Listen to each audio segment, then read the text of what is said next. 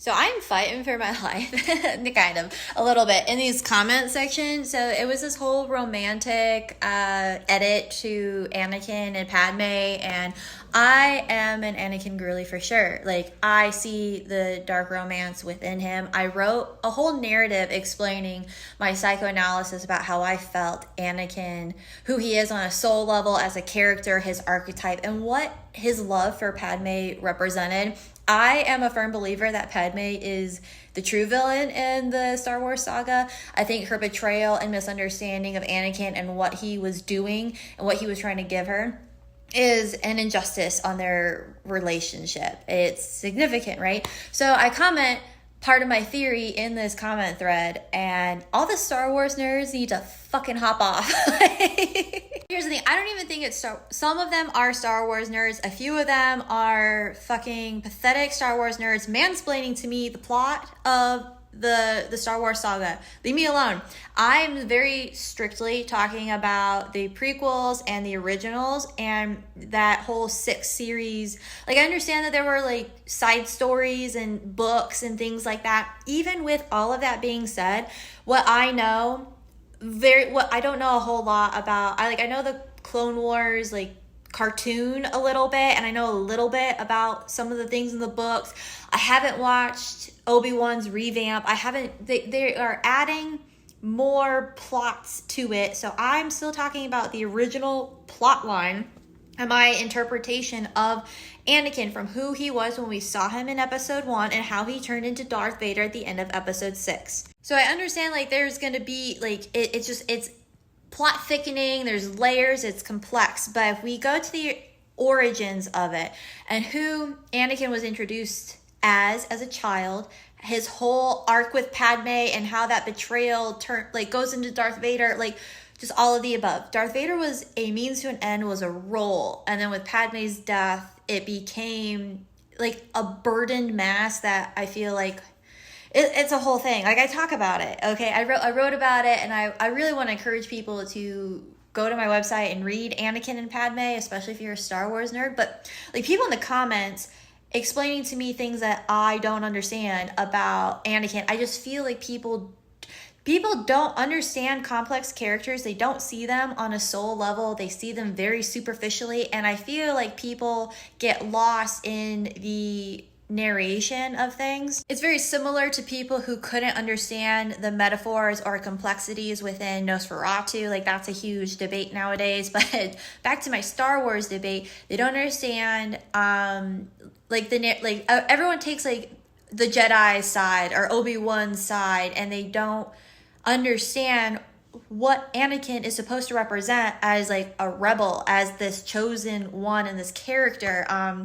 Is definitely, I would say it's a very left-hand path like approach and perspective. I can see how he got lost in the path and how he still had that redemption arc at the end, because still at the end of episode 6, and I will die on this hill, Anakin brought balance back to the Force. He fulfilled his sole purpose. There was potentially side quests and manipulations and all of the above, but ultimately the death of Padme is what blocked and inhibited the projection of his destiny. Like, if she would have, in that moment on, how do you say it, Mustafar or whatever, in the lava planet, if Obi-Wan didn't interrupt them, if she would have understood what it was that he was trying to do, if she understood the chess game going on in his psyche for what he was trying to do to give her the power that she wanted to build the world that they wanted together. He agreed with her philosophy. He wanted the world that she wanted. He wanted to gift her the world of her dreams for their children, for their lives together. But he understood that in order to generate change, he had to burn the current systems down, okay? This is very Aquarian energy with some Scorpio in it. I fucking love the themes in it.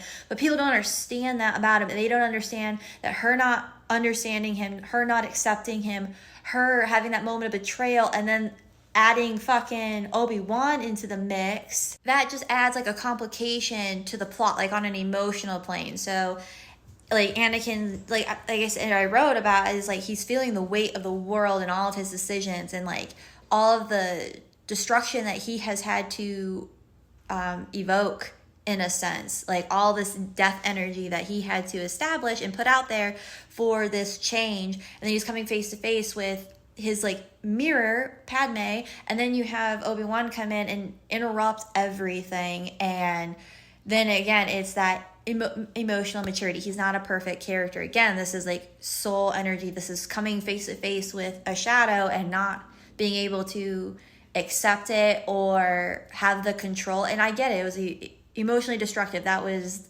the last straw, the camel's back, like that broke him. Was like Padme was the last thing keeping him whole, and that when she left, it snapped him. Anyway, it's recognizing all of those themes, and that if she would have, for herself, kind of like a, you know, Daenerys and Jon Snow, similar situation, if she would have understood why it was necessary, if she would have held on to knowing him and his heart and not in that moment demonizing him, I think it would have gone better. It would have been a more positive fairy tale plot. Like she like anchored in on knowing him, knowing his heart, knowing his soul, that unconditional love.